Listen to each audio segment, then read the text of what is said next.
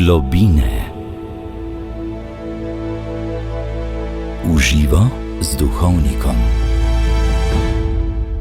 Prisrčno pozdravljeni, dragi poslušalci. V oktobrskih globinah smo v oddaji, ki teče praviloma v živo, in tudi nocoj bo tako, z vašim sodelovanjem seveda, in priložnost za to bo, da poprašate, sodelujete, poveste morda kakšno svojo izkušnjo.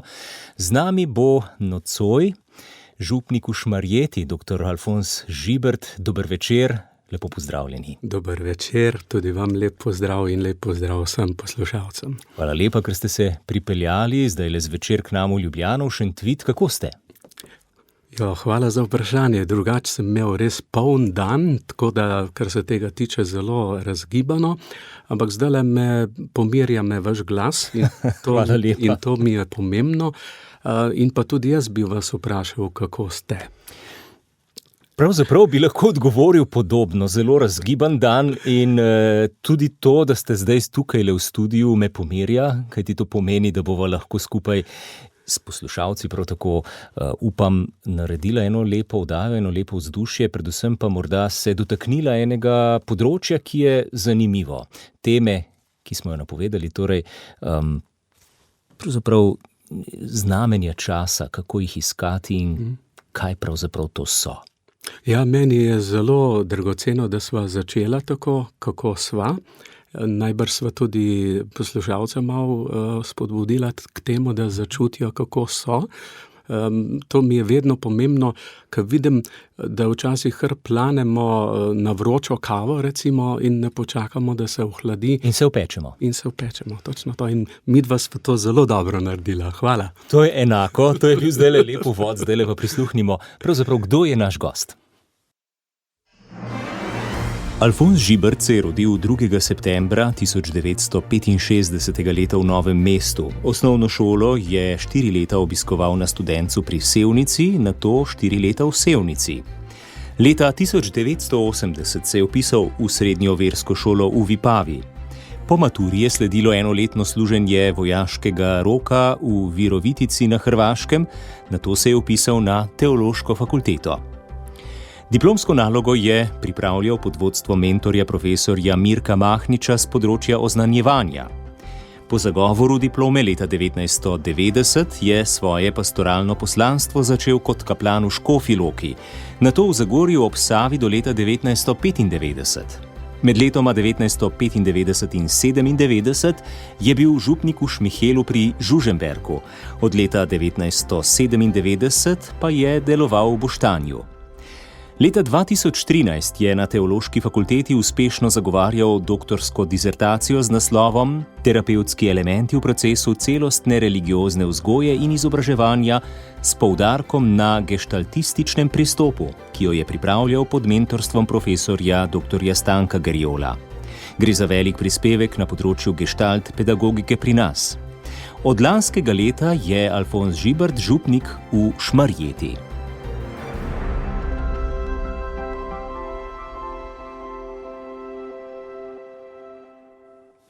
Tako, zdaj vemo, da ste tudi geštalt specialist, terapeut tudi, in verjetno vas, naši poslušalci, poznajo tudi po vaši knjigi, torej neke vrste dnevniških zapiskih, ne?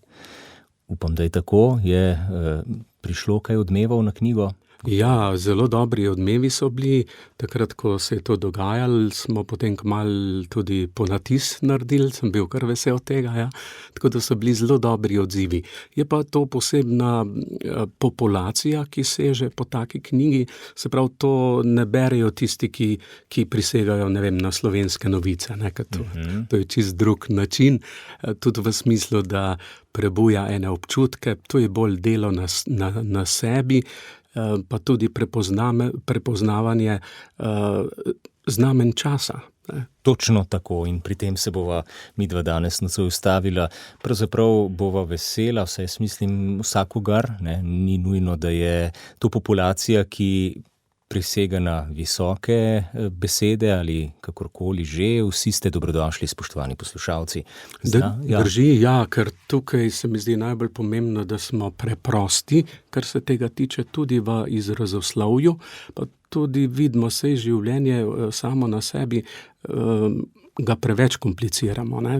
Potrebno je, da poenostavljamo stvari, pa da pomirjamo, ne pa da razburjamo in razburkamo to, kar je že itak viharno. Razburkano, no, izhajamo pa iz sebe, tistega, kar smo in kar nosimo v sebi, in tako je v tistem času, takoj po poplavah, ko smo sodelavci stopili na teren, do mene je prišla gospa, naša poslušalka, in prosila, naj spregovorimo o tem, kajti rekla je, da je že večkrat imela takšno izkušnjo in tudi tokrat pred poplavami, da je začutila z nekimi znameni pred tem, da se bo nekaj strašnega zgodilo, ni povedala bolj podrobno, ampak prosila, da bi se o tem govorilo tudi v tej oddaji, no in zdaj je že takšna prilika. Kako torej pravzaprav razločevati in kaj so ta znamenja? O znamenjih časa je Cerkev veliko govorila. Ja, drži, tudi recimo razne okrožnice, cerkveno učiteljstvo ima ogromno tega, ne, tudi eno obdobje je bilo, ko se je to posebno poudarjalo, sploh recimo v tem času, ko je šlo za leto 2000, ne, to je bila ena taka velika prelomnica v smislu, kaj se bo zgodilo, tudi pričakovanje tudi v cerkvi, kot recimo sveto leto, kot eno posebno znamenje časa. Je pa tukaj seveda vprašanje, ki se postavlja. Eno je to na neki taki verbalni ravni, drugo pa je, kako kot človek dejansko to zares začutim. Ne samo, da nekaj slišim, znamenje časa, kaj je zdaj to, ne. Ampak to, kar ste izpostavili, danes sem bil v 2 domovih za ostarele in tam starejši ljudje me kar navdihuje to, ko rečejo, veste, gospod, težki časi so, ne? Ja. In potem ravno to izpostavlja, ne vemo, kaj bo. In čisto nehote, ko spremljajo razne odmeve po medijih in tako naprej. In dejansko je veliko strahu v tem.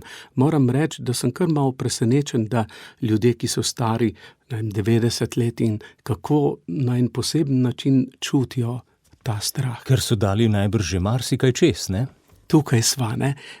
Ta strah ni zdaj ta momentalni samo, ne, ampak to so ljudje, ki so dali 2. svetovno vojno skozi, ne, pa kakšne težke čase, svinčene čase, ko smo včasih rekli, ne, pa tudi to, jaz imam očeta, pa mamo, oče že pokojni sicer, ampak oba sta dala taborišče skozi, ne, in kot otrok sem se malo posmehoval temu, ko sem bil mali, ko sta skozi govorila, samo da ne bi bili kdaj lačni, samo da ne bi bilo kdaj vojne, pa smo si mislili, tudi jaz in moji bratje pa sestre, pa kaj vama je, ne?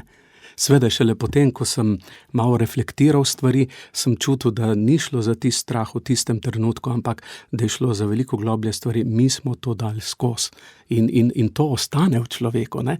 In podobno, ko ste zdaj te poplave omenjali, ne? Ta zadeva ni tako enostavna, to ostane v človeku, ne?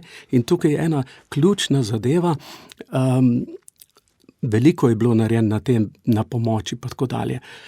Meni je bilo zelo všeč, ko ena gospa iz naše skupine, ko imamo gestalt v župniji, pripovedovala, kako je po telefonu bila ob strani eni gospe, ki je že tako bila v težki situaciji in potem doživela poplavo.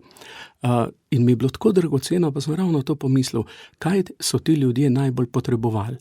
In to sem potem še z drugih strani reflektiral, pa videl, ljudje so najbolj potrebovali izpoved.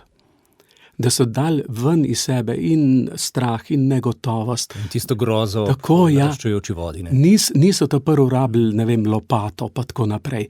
Eden od gasilcev naših so tudi sodelovali tam, pa mi je ravno to pripovedoval, ko smo prišli tam, na Koroškem so bili, in je povedal, ko smo prišli tam, niso nas pustili delati, ta prvo so hoteli, dajmo se pomeniti.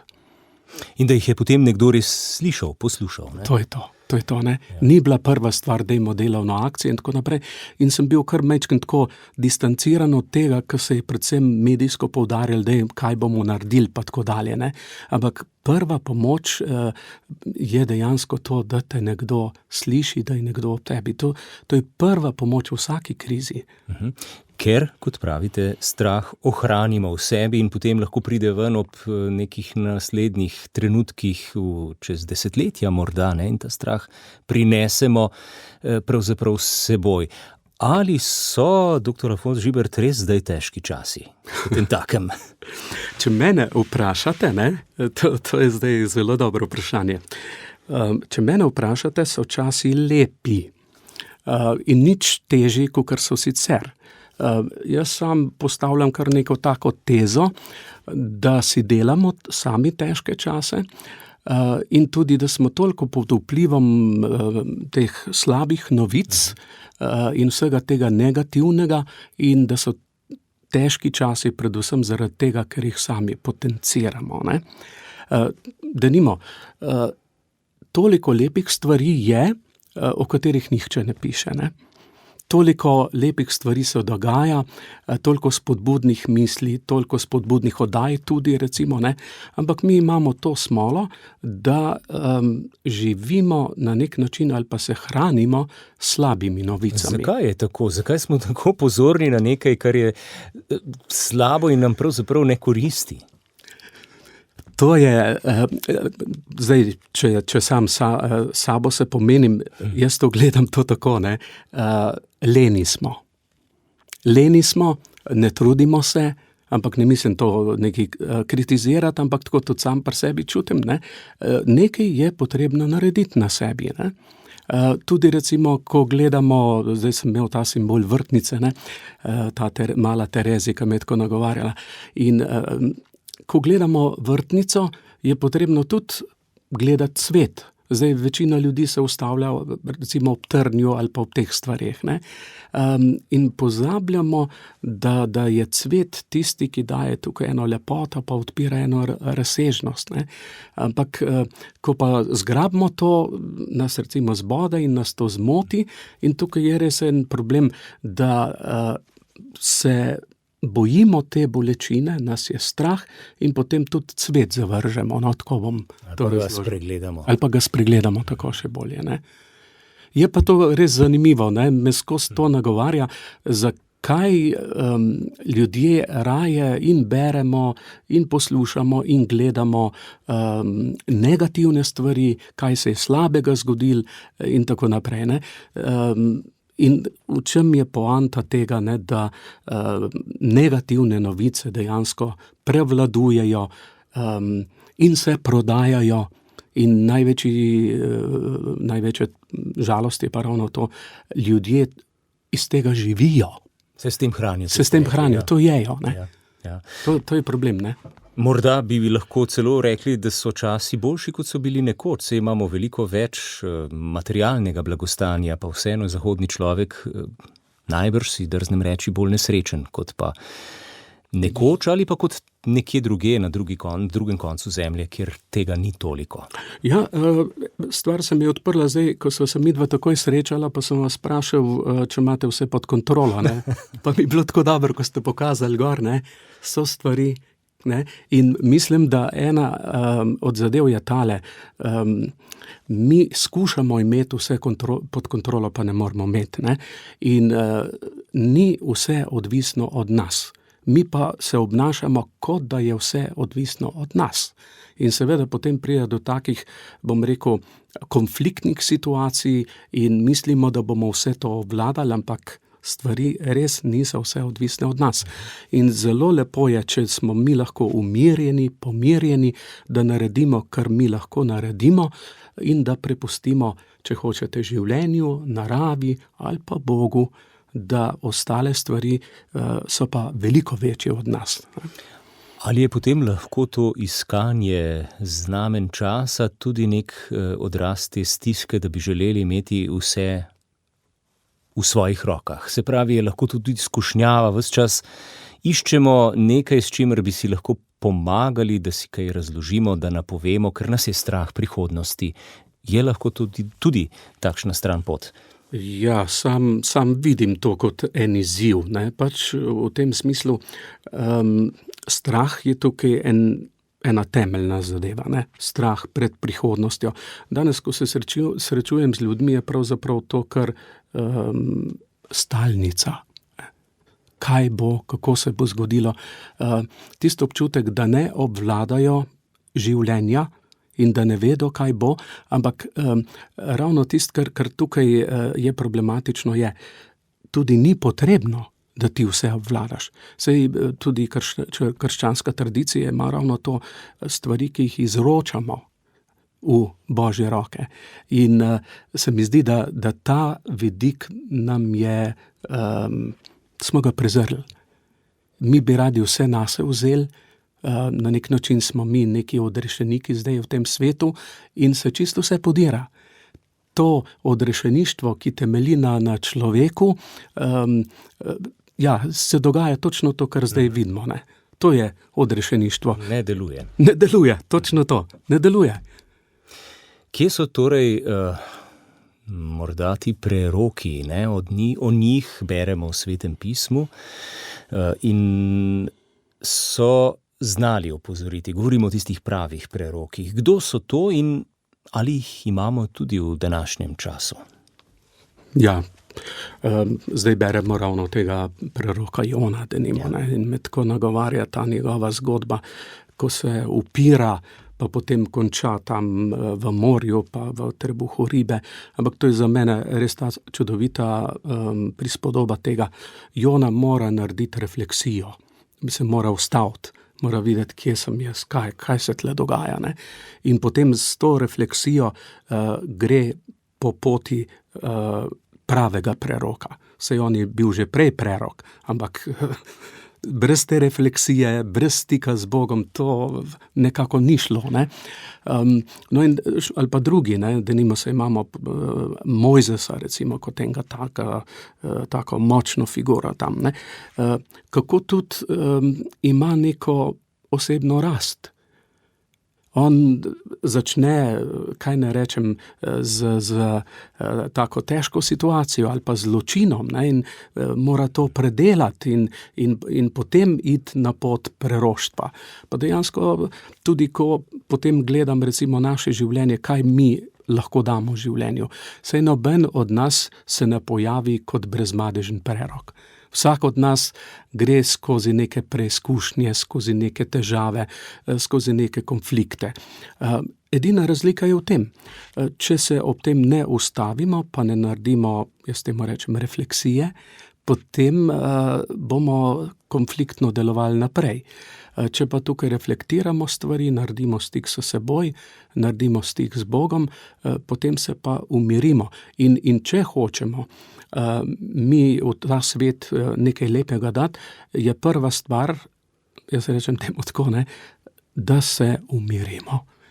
Z neko agresijo ali pa, se to je logično, če sem jaz sam nemiren, to vidite v družbenem življenju ali pa v politiki. Nekdo, ki je nemiren, pač ne bo mogel pomirjevalno delovati na druge ljudi. Ali pa v družini isto, ne? Če je nekdo nemiren, ne moreš ti potem pomirjati v družini, ne? Ker to, če je v tebi, hočem reči, ne? In ta problem je danes, da ljudje bi na zunaj nekako pomirjali stvari, sami smo pa razsuti pa razbiti, ne? To ne gre, ne? Prej ali slej, udari ven. Tako, točno to, ne? Kdo je pravzaprav potem sploh prerok, kaj bi rekli? In kaj so ta znamenja časa, ki jih naj bi preroki videli, jih znali razumeti in tudi potem razložiti? Jaz bi tako rekel, ne? Definitivno zame ni prerok nekdo, ki spodbuja k nasilju, nekdo, ki je sam v sebi nemiren. Ne? Prerok je zame nekdo, ki je sam v sebi miren in tudi ni potrebno, da ne vem, kako družbeno, politično ali ne vem, duhovno deluje, že samo s tem, da je in da je pomirjen sam s seboj, že samo s tem v bistvu deluje preroško. Jaz bi rekel tako, ne, včasih imamo tisto sliko, da prerok mora na vsak način razlagati, pa pripovedovati, pa tako naprej, ne. Ampak najbolj pomembno je, tako kot sem začutil zdaj ob teh poplavah, ne, preroki so bili ljudje, ki so bili tam.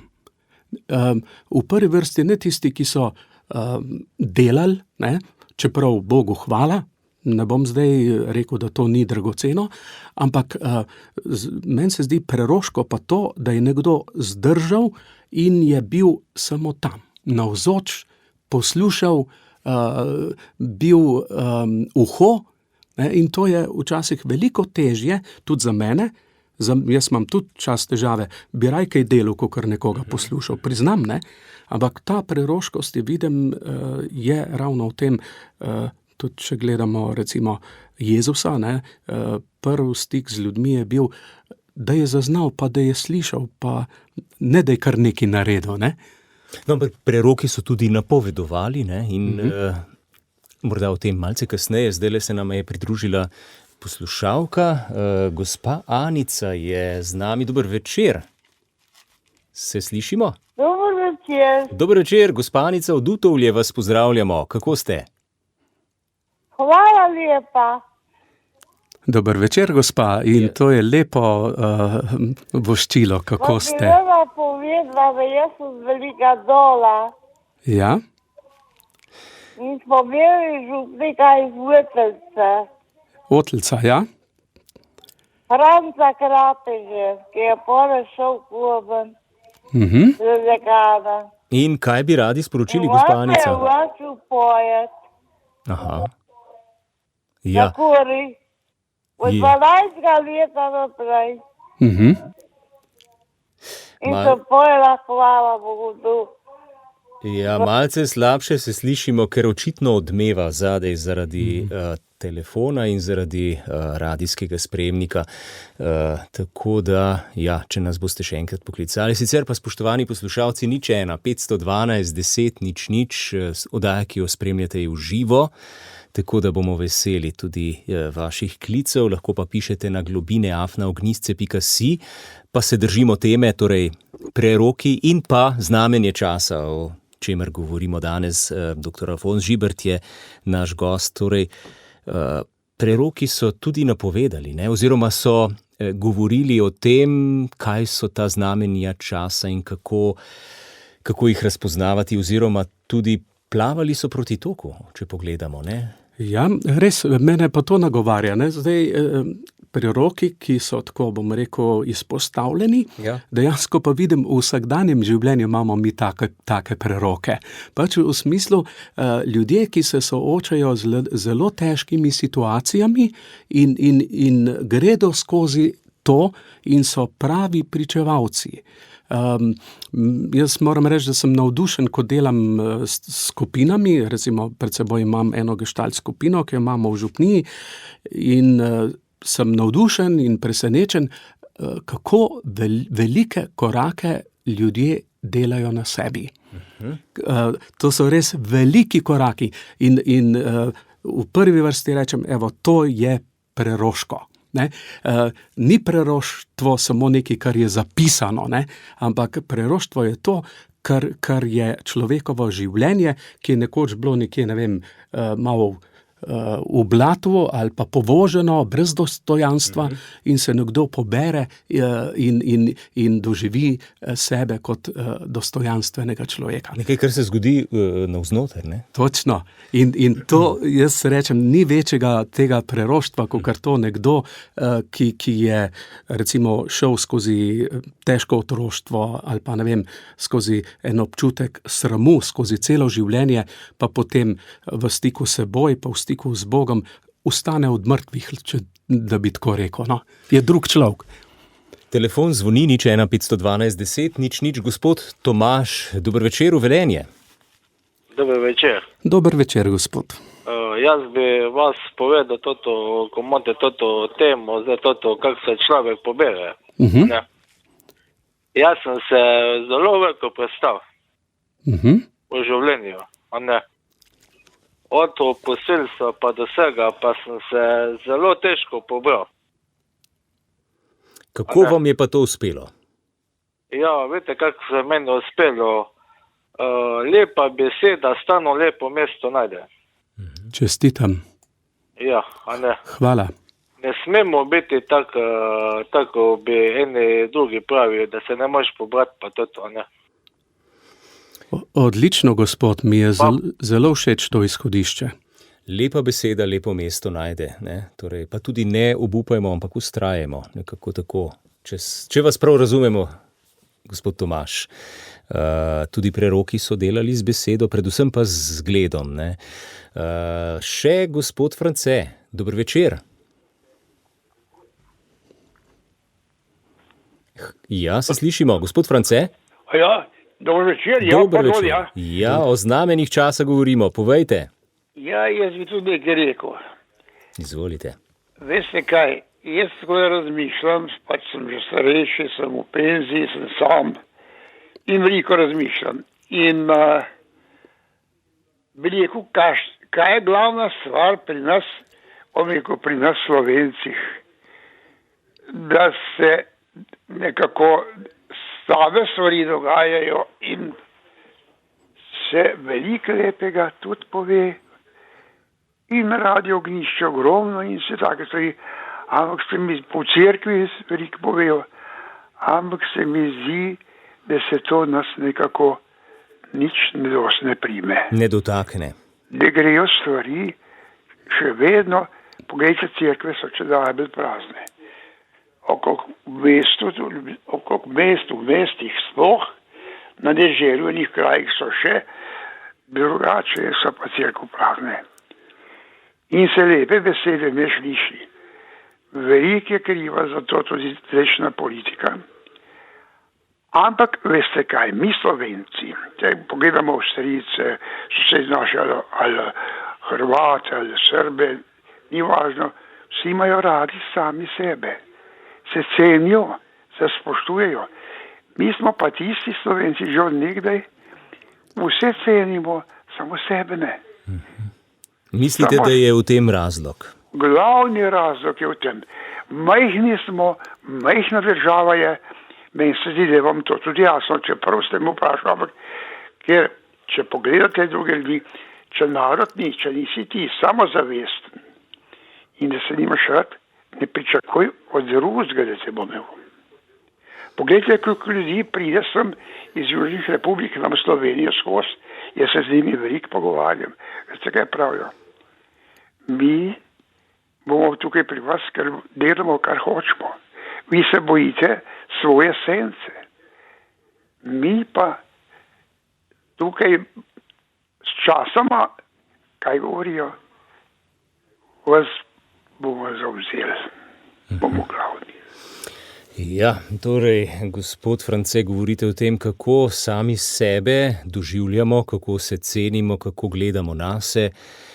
Ja, zanimiva tema tudi za gestalt. Ja, hvala lepa, gospod. Mogoče malo pokomentiral. Ja. Pa še prejšnjega gospoda. Se pravi, resnično je to, preko dostojanstva se dajo stvari reševati. Je pa res, ne? Najprej moramo mi spregovoriti sami o sebi. To, kdo sem jaz, kako sem jaz, pa tisti stavek je bil kar za mene dober in je zdravilen, lepa beseda, lepo mesto najde. Ja. Mi potrebujemo lepe besede. Seveda niso kar samo od sebe, ampak je potrebno, da jaz temu rečem, gledamo lepe stvari, da poslušamo lepe stvari, da govorimo lepe stvari. Ne? Če smo pozorni na te stvari, pol se avtomatično tudi naša notranjost spreminja. Ker če gledamo slabe stvari, če govorimo slabe stvari in poslušamo slabe stvari, pač tako je, ne? To je del... Nas to oblikuje. Nas to oblikuje, tako je, ne? In dejansko, ne, ima ta drugi gospod v tem smislu seveda prav, ne, da smo bolj pozorni na te negativne plati, ki nas oblikujejo, ne? In po domače povedan, namesto da gledamo v temo, bomo pač morali, če bomo hoteli kaj na sebi narediti, pogledati proti soncu. No, ampak zakaj po vaše je to gledanje na samega sebe tako zaznamovano, da sebe ne cenimo, ne? Da mogoče se ne vzamemo tako zares, da se ne spoštujemo? Tu so verjetno različni razlogi, mogoče tudi v tej naši zgodovini, ko smo imeli ves čas nad seboj nekega gospodarja. Ne? Ja, mi imamo res malo nesrečno zgodovino. Tudi recimo, meni je zanimivo, dober, te literatura že pove, kako imamo cankarijanska mama, pa tako naprej, ne, ali pa nezakonska mati. Mi imamo polno teh, ali pa te zgodbe, oj, ta vojaški boben, pa to. Mi imamo te ljudske pesmi, so tako žalostne in govorijo ravno o tem, kako so te mladi fantje morali v vojsko, pa ali niso prišli nazaj, ali pa so punce žalostno čakale, ne. Mislim, tukaj teh tragedij je bilo noter in res, ko je bila neka vojna, ne, najprej so bili na vrsti te naši krajinski fantje, ne. To je najprej šlo, ne. Se je nekam zapisalo. To se je zapisalo v gene. Jaz zdaj delujem v Šmarjeti, kjer kdorkoli je imel 5 minut cajta tam, ali so bili Turki, ali so bili Francozi, ali so bili Italijani, kdor je imel ali domobranci, ali partizani, vsak je nekaj tam delal, ne, in to se je res zapisalo nekje. Tako da tukaj je potrebno kaj ne rečem, reflektirati stvari in ozdraviti te rane, ne. To ne bomo ozdravili tako, da se bomo zdaj kregali, kdo je bil, pa kdo ni bil, ne. Ampak da bomo iskreno sami pri sebi začutili, ja, to je v naših genih in kaj bomo zdaj s tem naredili, ne. Zato gre. In da se pa to da, to pa vem, zato ker tudi v skupini, kjer zdaj trenutno delam, je ena skupina in imam pred seboj gospo, ki je dala pa res krvavi pot skozi, mamo jo je, da ne rečem, skoraj ubila, ker je bila punčka, namesto da bi bil fant, dobesedno, ne. In tudi povedala ji je, škoda, te nisem takoj ubila, in to je poslušala celo življenje, ne. In ona, ko je o tem pripovedovala, potem seveda ne moreš to enkrat, ampak pa tudi s pomočjo skupine, in ko se začne spet smejati, pa jokati, ko začne človek spet peti, se prej ni pela, ne. To je en fenomen, ne. Tako da to lahko kar vsak sam majčkeno pri sebi začuti, ne. Če se ne smeješ, če ne jokaš, če ne poješ, to je travmatično, to je travma. To ni normalno, če bi tako rekel, ne. Ja. Normalno je, da jokamo, da se smejemo, da se objamemo, pa tako naprej. Da izrazimo čustva. Da izrazimo čustva, točno to, ne. Torej je mogoče, pravite? Je mogoče, prisežem na to, imam izkušnje, kar se tega tiče, to bi bilo bolj, če bi ta gospa sama povedala, ne, vidim pa, in je to milina pogledati, ko nekdo, ki je bil res, kaj jaz vem, v blatu nekje, popolnoma mrtev, ne, potem pa ta gospa poje, pa potem v to skupino, ki je mama, pošilja rožce, pa spodbude, ne. Največja ironija je to, da ona zdaj spodbuja druge, ne. Zanimivo, ja, to se zgodi. Gospod Tomaž je prej rekel, lepa beseda, lepo mesto najde. Torej, kako pride do tega? Kdo pravzaprav lahko v tem primeru, recimo tudi metoda Gestalt, s katero se lahko človek pride v stik samim seboj in, kot pravite, reflektira, ki je? Ja, prva stvar se mi zdi je to, ne moreš sam. Prva stvar, ne moreš sam. Tukaj rabiš podporo, tukaj rabiš, mi imamo navadno skupino in seveda je potreben določen čas, da se malo uskladimo, da malo prepojemo kakšno pesem, da se malo začutimo med seboj. Je pa tudi res veliko lažje, ne, v skupini, ko vidiš, da se je nekdo nekam premaknil, te spodbudi.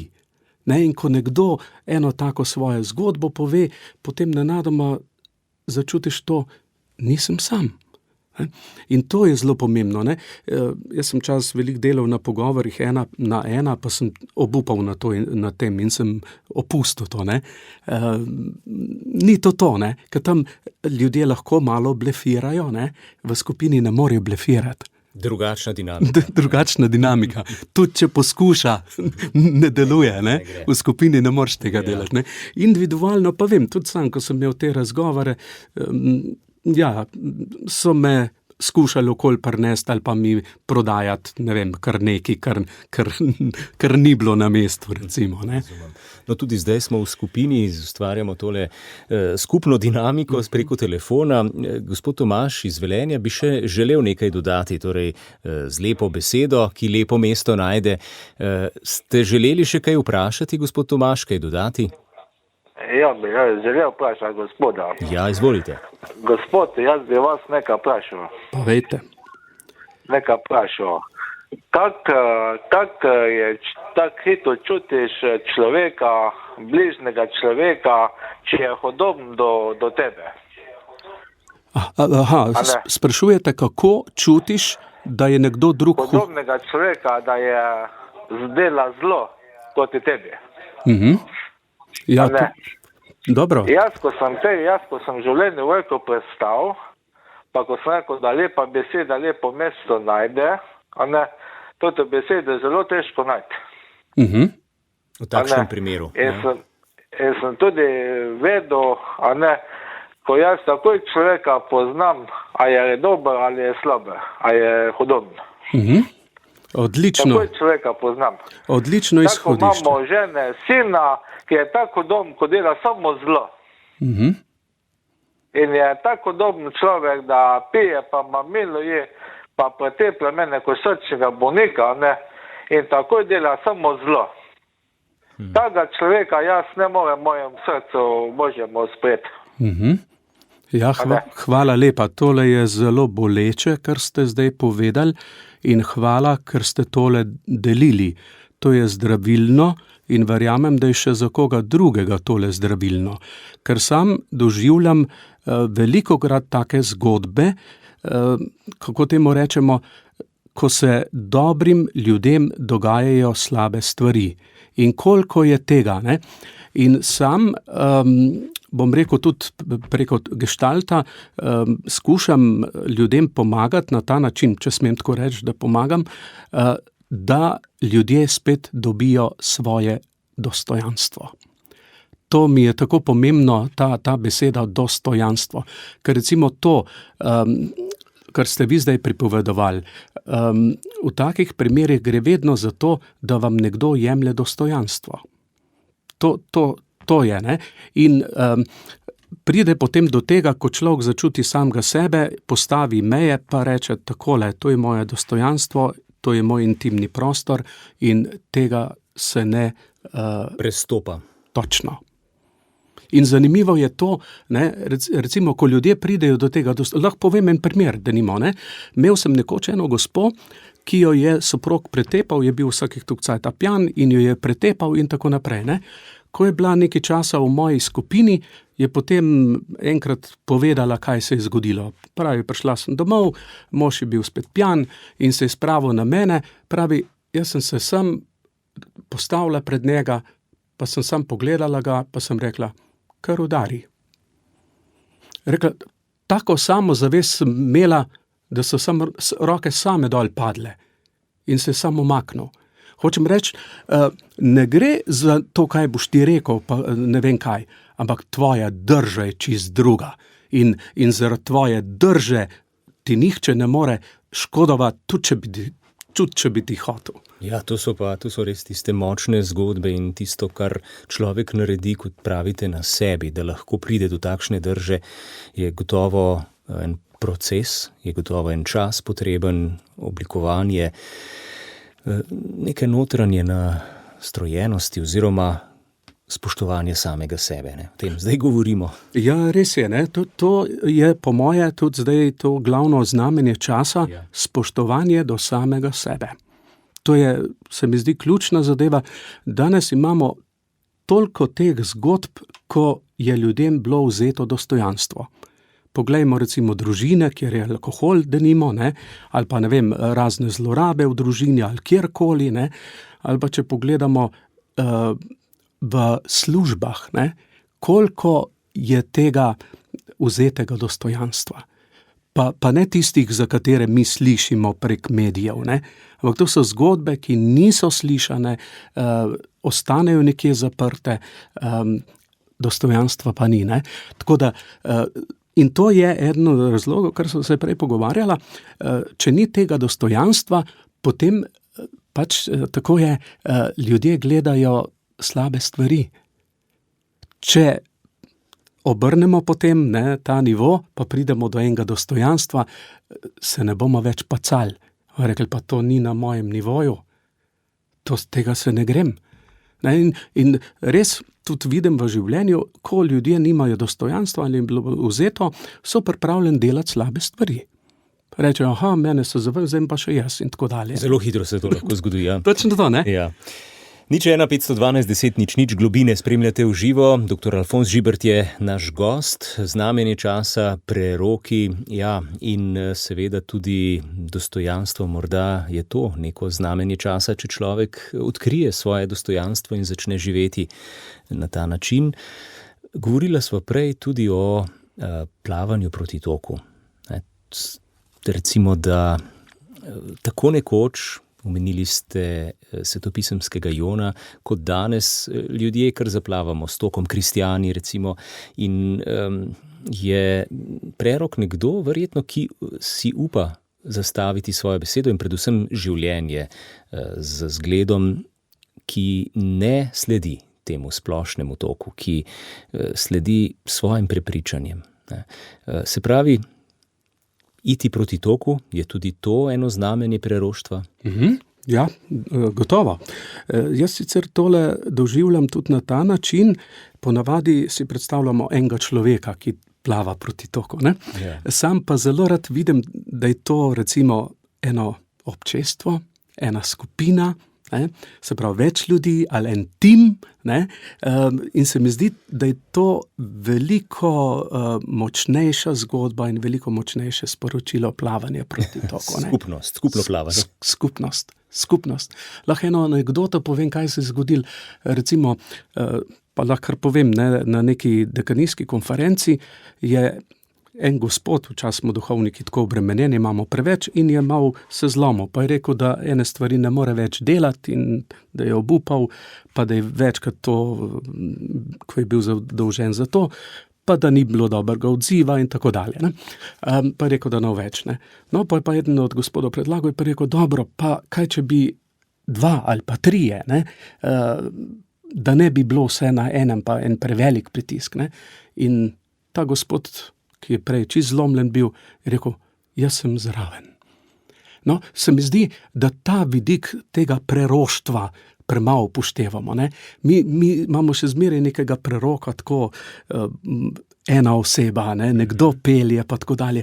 Mislim pa, da je zdaj majčkeno bolj čas prišel do tega, da je to preroštvo malo bolj, kaj bi rekel, timsko.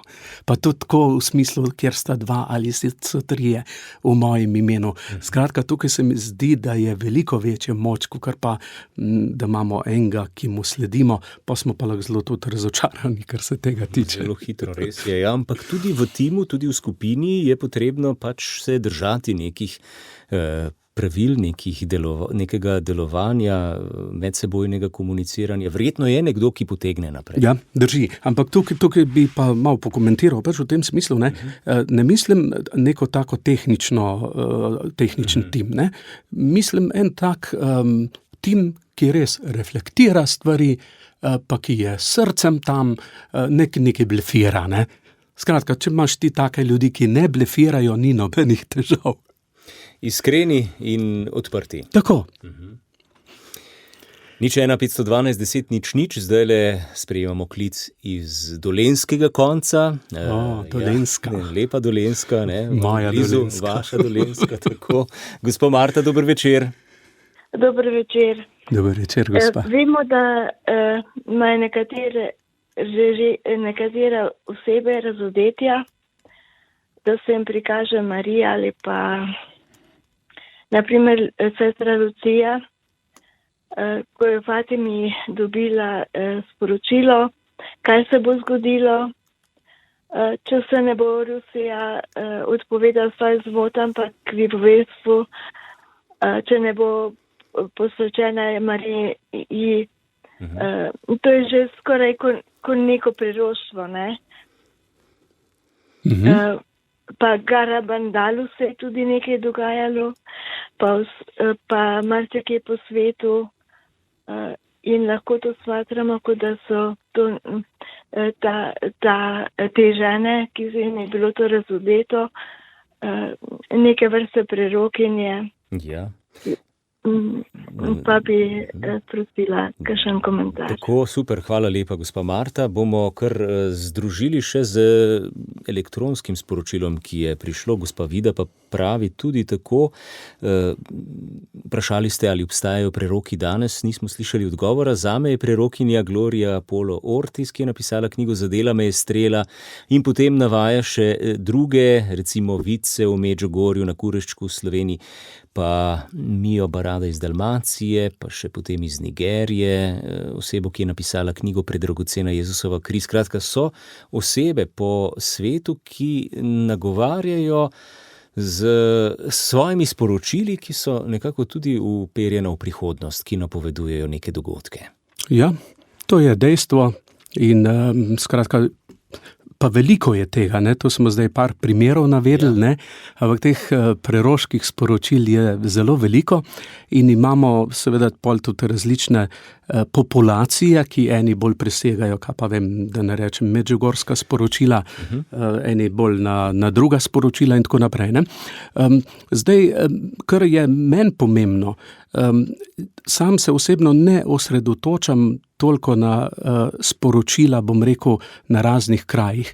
Meni osebno je veliko bolj pomembno, kako to preroštvo mi živimo tukaj in zdaj. To se mi zdi poanta, ne? In me mečken včasih, bom rekel, kar vznemirja, ko se tukaj ukvarjamo z nekimi preroštvi, ki so v Južni Ameriki ali pa ne vem, kje drugje, kar je čist v redu, pa nič narobe. Ampak je pa mečken vprašljivo, če pa ne vidim preroštva, ki ga imam tukaj pred očmi, ne? To se mi zdi, ne? Ker preroštvo imamo mi tle zdaj tudi v cerkvi, tudi in v končni fazi to, kar se mi zdi je ključno. Saj smo mi preroki. Saj imamo mi eno besedo, ki lahko povemo. Imamo mi lahko eno lepo besedo in če je kaj recimo preroškega, je to, da damo temu svetu eno lepo besedo. Besedo pomirjanja, besedo stika z Bogom. Z drugim človekom, s sosedom. Točno to, ne. In je včasih lahko moteče, ne, da smo za preroštvo v Južni Ameriki, s sosedom smo pa recimo skregani, ne. To hočem povedati, ne. Je take bolj malce mejne stvari, ne, nas nagovarjajo, ker se zgodijo res nekaj nenavadnega. Recimo to sporočilo Zadela me je strela res tudi nagovorilo mnoge Slovence. Jaz sem tudi bral, me je zelo nagovorilo, ne, tako da to je vredno prebrati. Je pa seveda to ključno vprašanje, kako to vpliva name pa na moje življenje, ne. Se pravi, da ne gre samo za iskanje nekih informacij, ki me fascinirajo, ampak kaj s tem storim? Ja, ker mi kot ljudje smo tako, bom rekel, včasih s kakšno gospo ravno o tem pogovarjam, ko je navdušena nad kakšnim prikazovanjem ali nad kakšnim videnjem in prisega na to pa tako dalje, ne. Pa potem pridemo ravno do tega občutka, do tega vidika, ne, koliko vam to pomaga k duhovni rasti, pa k stiku z Bogom. In pol včasih se pokaže, se stik z Bogom ni važen, ne, videnje je pomembno, ne. Jaz pa rečem, stik z Bogom je presneto važen, ne. Ja. Zato gre, ne. Vidim, da recimo, če bi šli v neko skrajnost, lahko pride do tega, da je za nekoga neko preroštvo bolj pomembno, kakor pa stik z Bogom, ne. Razumete, kaj hočem povedati? Seveda razumem. Ali pa stik s seboj, ne. Hitro se to zgodi. Hitro se to zgodi, ja. Spravi bi bilo vprašanje na mestu, kako sem sam boljši človek zaradi tega ali pa bolj v stiku z Bogom, kar sem prebral, slišal od teh vicev, o teh sporočilih. Lahko svojo izkušnjo povem, da nimo Medžugorje, ne. Sam sem kar nekaj skupin tja pelal v Medžugorje, ne, in se sploh ne sprašujem, bom rekel, o legitimnosti tega in o teh stvarih, ne. Zame je čudež že to, kar se tam dogaja v tem smislu, koliko lepega je tam, koliko molitve je tam. Zame je čudež to, da recimo skupina, ki jo tam pelem, gre nazaj drugačna. gre bolj povezana. Hočem reči, ni toliko pomembno tiste tehnične stvari, pa kaj je, kaj ni, ne? Včasih hočemo zlasti tehnika, ampak je pomembno, a se je mene stvar dotaknila ali se me ni. In to se mi zdi ključno. Tako da sam imam izredno lepe izkušnje v tem smislu, da smo dejansko postajali drugačni. To je pa bistveno. Ne? To je bistveno, ne? Ja, ljudje vedno hlepimo po tem, da bi slišali nekaj novega, nekaj, kar nas čaka v prihodnosti, kaj se bo zgodilo. Nekaj neverjetnega, pa nekaj strašnega, pa napoved. Pa ena želja, ki se mi ne zdi čist prava, ne? To je tista želja, da bi mi vse vedeli, kaj se bo zgodilo, ne?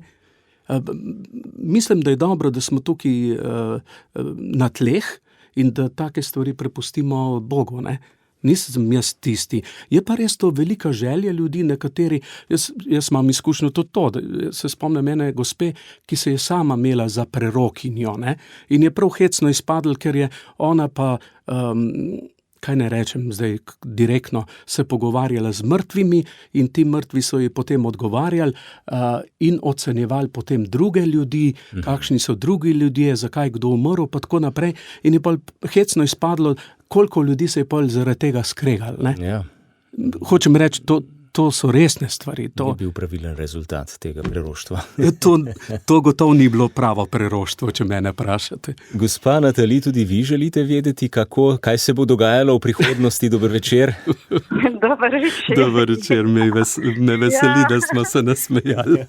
Ja, res je. Ja, jaz sem si tudi včasih, ko sem bila mlajša, tako, koliko bi bilo dobro, ko bi videla, kaj bo v prihodnosti, kakšnega moža bom dobila, bo fejs.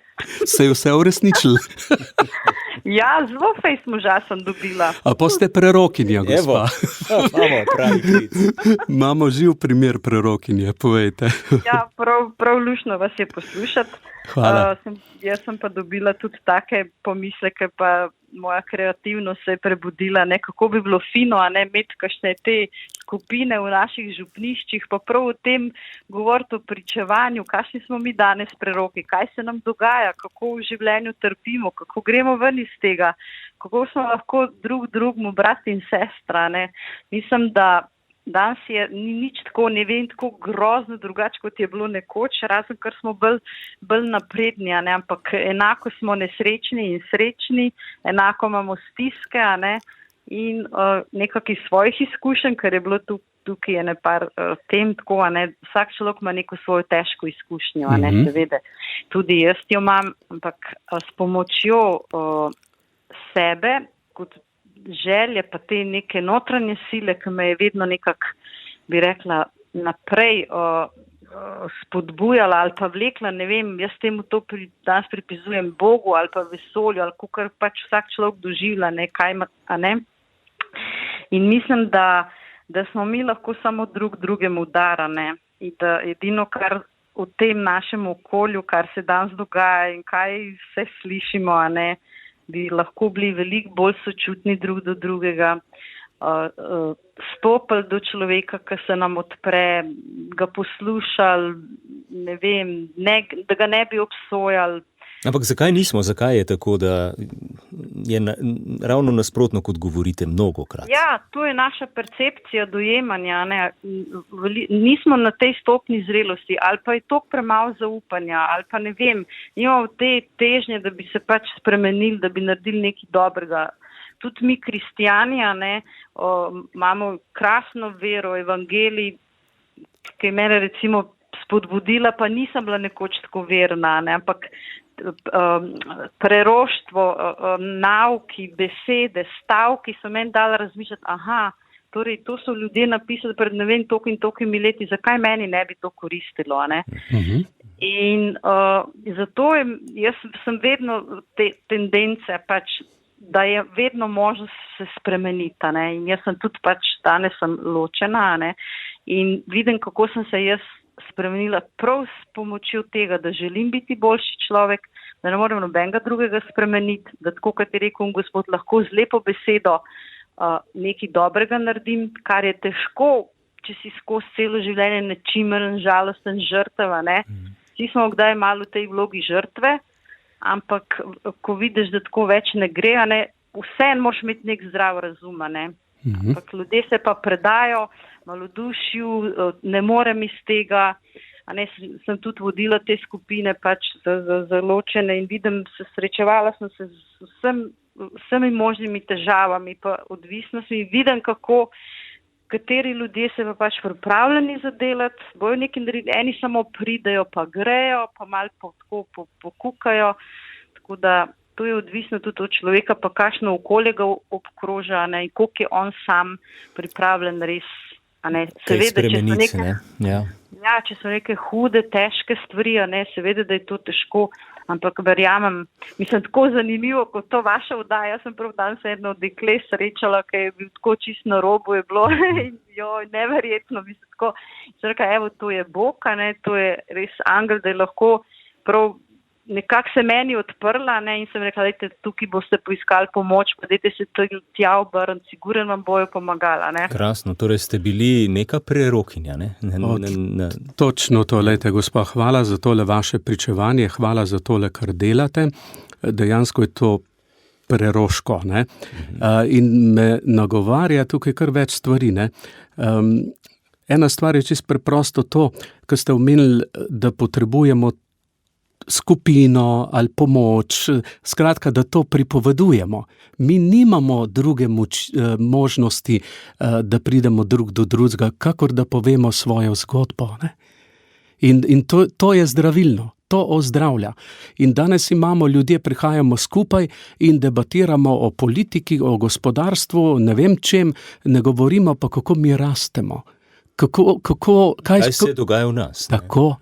In kaj vse se dogaja od nas, ta notranji svet je 100-krat bolj zanimiv, kot vsa svetovna politika. Ne? Ampak mi se pa s tem zunanjimi, brezveznimi stvarmi ukvarjamo, ki nas samo spravljajo v neko slabo voljo. To je zdaj ena stvar. Druga stvar, ki se mi je pa odprla zdaj, to je res odlično izhodišče, bi se takoj našli nekje, ne, v osebni rasti. No, druga stvar, ki se mi odpira, je, kako mi kot ljudje rastemo. In zdaj v zadnjem času me tako nagovarja, kako lahko gledamo predvsem negativne stvari, ali pa, gospa je rekla, ne, da sem žrtev. To je danes ogromno.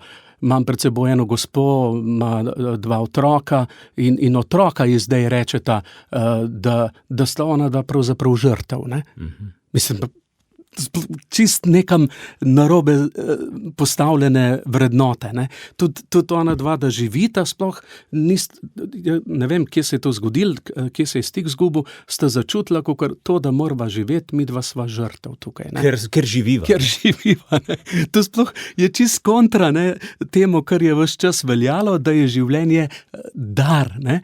In tako gledam, mi smo malo zgubili kompas v tem smislu, da bi gledali na to življenje kot eno milost, kot eno darilo. In sam pri sebi sem tako reflektiral, ko sem razmišljal o tem. Jaz lahko gledam na življenje tako, zakaj se glih to meni zgodilo? Zakaj sem jaz najmlajši otrok? Zakaj sem bil v taki revščini rojen? Zakaj so se vrstniki norce delali z mano? Zakaj mi, ne vem, tam v šoli ni šlo, ne vem kaj. Tisoč stvari, ne? Tukaj pa vidim, lahko pa, in to se zgodi preko skupine, ko se malo odpremo, pa vidim, a res jaz? Kako ravno jaz? Kako sem bil ravno jaz, recimo, zdaj tako karikiral, kako sem bil ravno jaz povabljen v to oddajo, recimo, ne? Kako sem ravno jaz, da sem, recimo, zdaj v Šmarjeti, da imam to milost, ne? Kako ravno jaz, da pa čutim ene stvari? Kako ravno jaz, da sem v eni skupini, kjer se odlično počutim, ne? Skratka, pod vidikom ne kaj mi je bilo vzeto, ampak kaj vse mi je bilo darovano. In tega je neprimerno več, se to okoli padeš, ne, če pomisliš, kaj vse ti je bilo darovano. Ampak je potrebno res okrog obrniti ta pogled, ne, in pogledati na ta način. Točno to. Jaz pa bom rekel, kako to, da sem ravno jaz dobil takega super gosta nocoj. Dobro.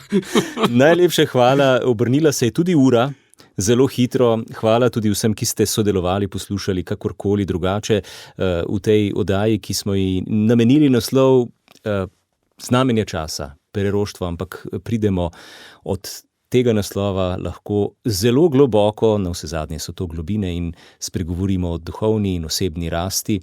In če boste za, bom še kdaj zelo vesel vaše družbe. Hvala lepa, tudi jaz bom zelo vesel tako prijaznega povabila.